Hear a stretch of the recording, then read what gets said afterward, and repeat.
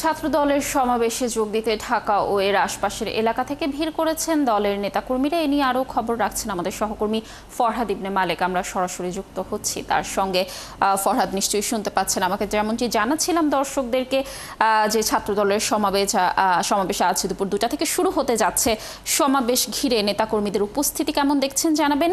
কি বলছেন যারা আসছেন আজকের সমাবেশে? জুলাই গণঅভ্যুত্থানের বর্ষপূর্তি উপলক্ষে যে জুলাই গণঅভ্যুত্থানে হাজারো ছাত্র জনতা তাদের রক্ত দিয়ে বাংলাদেশকে একটা স্বৈরাচার মুক্ত বাংলাদেশ উপহার দিয়েছিল বাংলাদেশের জনগণকে, সেই আন্দোলনের বর্ষপূর্তি উপলক্ষে আজ এই শাহবাগের ময়দানে বিশাল ছাত্র সমাবেশ করছে বাংলাদেশ জাতীয়তাবাদী ছাত্রদল। ছাত্রদলের বিভিন্ন ইউনিট, শুধু ঢাকা মহানগর ছাত্রদল নয়, শুধু কেন্দ্রীয় ছাত্রদল নয়, বাংলাদেশের আনাচে কানাচে থেকে ছাত্রদলের নেতাকর্মী যারা রয়েছেন তারা আজকের এই সমাবেশে যোগ দিচ্ছেন। বেলা 2:30টায় শুরু হবার কথা রয়েছে আজকের এই সমাবেশটি, কিন্তু সমাবেশ শুরু হবার আগেই কিন্তু ছাত্র জনতা উপস্থিত হয়ে গেছে এরই মধ্যে এই শাহবাগের এই ময়দানে।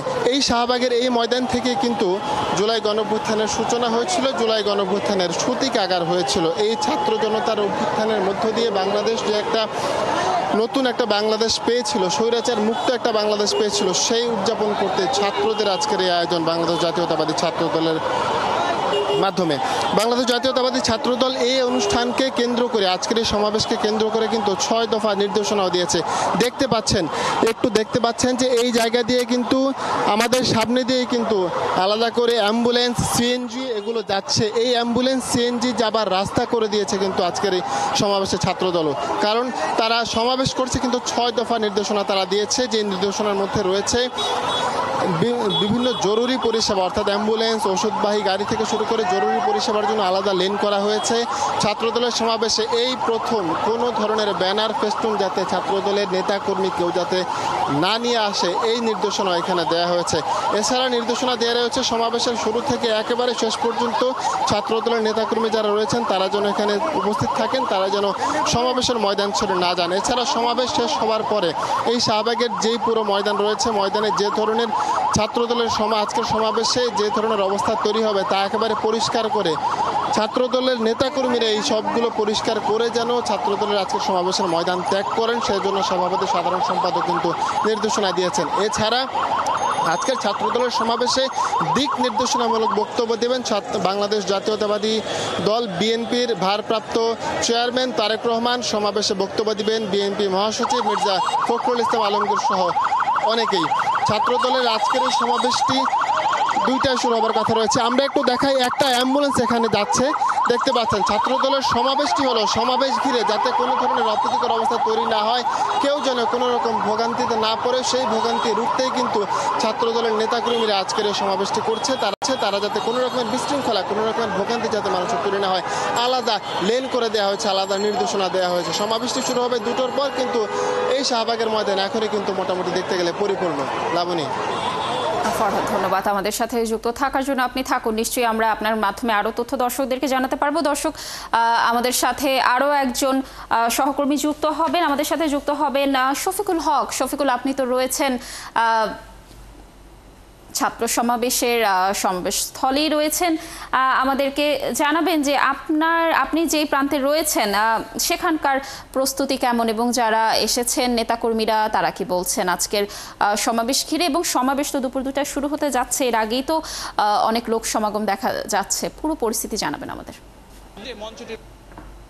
এবং আনুষ্ঠানিকভাবে এই সমাবেশ তারা দেশের বিভিন্ন প্রান্ত থেকে কিন্তু এই শাহবাগের যেই সমাবেশস্থল, সেই সমাবেশস্থলে আসতে শুরু করেছেন। এরই মধ্যে কিন্তু এই শাহবাগের যে মূল যে চত্বর, সেই চত্বরে নেতাকর্মীরা জমায়েত হতে শুরু করেছেন। যেহেতু এটি একটি গুরুত্বপূর্ণ জায়গা, সেক্ষেত্রে নেতা কেন্দ্রের থেকে নির্দেশনা ছিল যে যেন খুব একটা সমাবেশের খুব বেশি আগে যেন এখানে এসে ভিড় না করা হয়, যেন যান চলাচলে কোনো ধরনের বিঘ্ন না ঘটনা হয়, সে ধরনের নির্দেশনা দলের পক্ষ থেকে দেওয়া হয়েছিল। এছাড়াও এই সংসদের পক্ষ থেকে কিন্তু 6 দফা নির্দেশনা দেওয়া হয়েছিল এই ছাত্র সমাবেশে যারা উপস্থিত হবেন সেই নেতাকর্মীরা কিভাবে এই সমাবেশস্থলে আসবেন বা এখানে এসে তাদের কি ধরনের কর্মকাণ্ড হবে সে বিষয়ে ছাত্র দলের পক্ষ থেকে কেন্দ্রীয় নির্দেশনা দেওয়া হয়েছে। আমরা একটু এখানে ছাত্রদল কেন্দ্রীয় সংসদের সাধারণ সম্পাদক নাসির রয়েছেন, তার সাথে একটু সরাসরি জানার চেষ্টা করব যে কি ধরনের প্রস্তুতি এখন পর্যন্ত আপনাদের রয়েছে এবং কি বার্তা এখান থেকে আসলে দিতে যাচ্ছেন।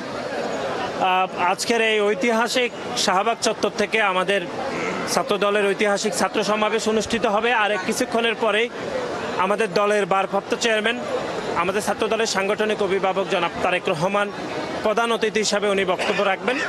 বিশেষ করে যে গত 17 বছর ধরে বাংলাদেশ জাতীয়তাবাদী ছাত্রদল যেরকম নির্যাতিত ছাত্র সংগঠন, একই সাথে জুলাই আগস্টে এত ক্ষতিগ্রস্ত ছাত্র সংগঠন হিসাবে আগামী দিনে এই ছাত্র সংগঠন ছাত্র রাজনীতি কীরকম প্রভাব রাখতে পারবে সে বিষয়ে সুনির্দিষ্ট নির্দেশনামূলক বক্তব্য থাকবে।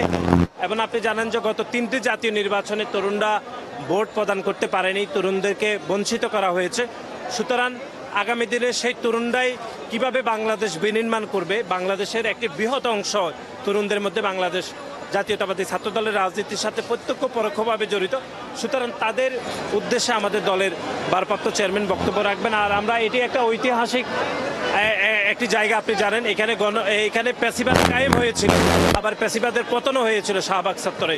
সুতরাং এই যে এটি বাক বদলের একটি স্থান শাহবাগ, সুতরাং এই শাহবাগ চত্বরে ছাত্রদলের এই ঐতিহাসিক ধন্যবাদ আমাদের সাথে যুক্ত থাকার জন্য। আপনি থাকুন সেখানে, নিশ্চয়ই আমরা এই ছাত্রদলের যে সমাবেশ হতে চলছে এর আরো তথ্য পরবর্তী সংবাদ সংযোগগুলোতে আপনার মাধ্যমে দর্শকদেরকে জানানোর চেষ্টা করব।